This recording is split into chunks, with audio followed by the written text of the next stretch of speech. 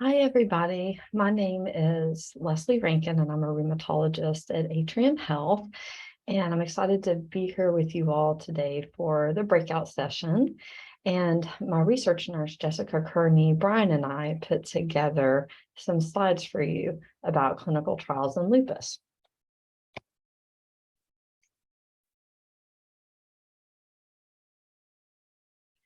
I am the primary investigator for an Amgen lupus clinical trial, and that is my only disclosure. What is a clinical trial? And so a clinical trial is a research study to find answers to a specific question, such as does a new or older medication work for a specific disease, or is one dose better than another? Or perhaps it's looking for side effects of a medication. Or this could also be for a medical device. Some studies are not only for medicines, but for some piece of medical equipment. And patients volunteer to join clinical trials. And this is a safe way to improve health and find new treatments that work for different diseases. A lot of patients ask me, are clinical trials safe? And I wanted to give a little bit of information about that. So every clinical trial requires informed consent from a patient about known risk and benefits of the investigational medication or device. The FDA actually has regulations and guidelines for clinical research to protect participants in the study from any unreasonable risk.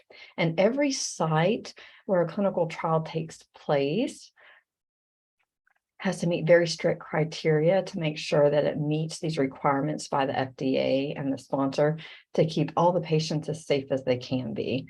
And it's important to know that you can stop being in a clinical trial at any time.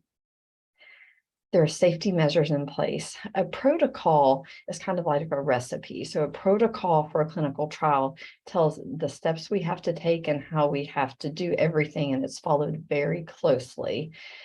This includes the timing of visits with the research team, exactly how the medications or devices are given or evaluated. We report any sort of side effect that happens. Participants undergo exams by the research team and may even get regular blood work. And the research team receives ongoing training and study discussions and meetings about how things are going in the trial and if anything has changed.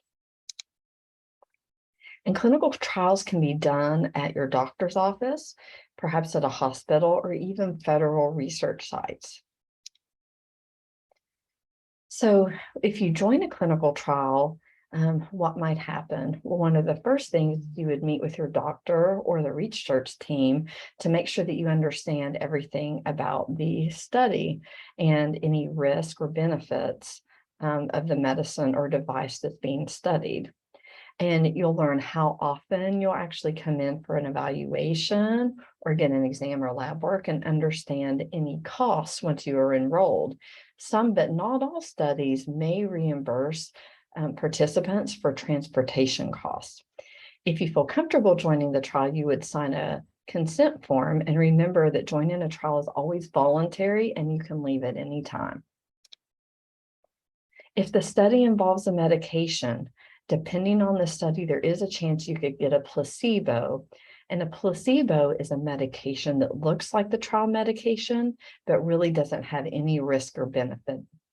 And usually the doctor nor the patient know who's getting the placebo and who's getting the new medication.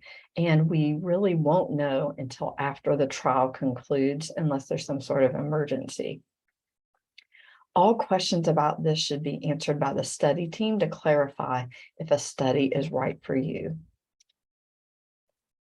And you may say, well, where can I find information about lupus clinical trials? You could go to clinicaltrials.gov. You could go to the FDA Clinical Trials Research site, or the Lupus Foundation is also a really great resource, or ask your rheumatologist. They may either have a study or know of colleagues in the area who may be participating in clinical trials that you could consider joining. And here are my references. And thanks again for being here today.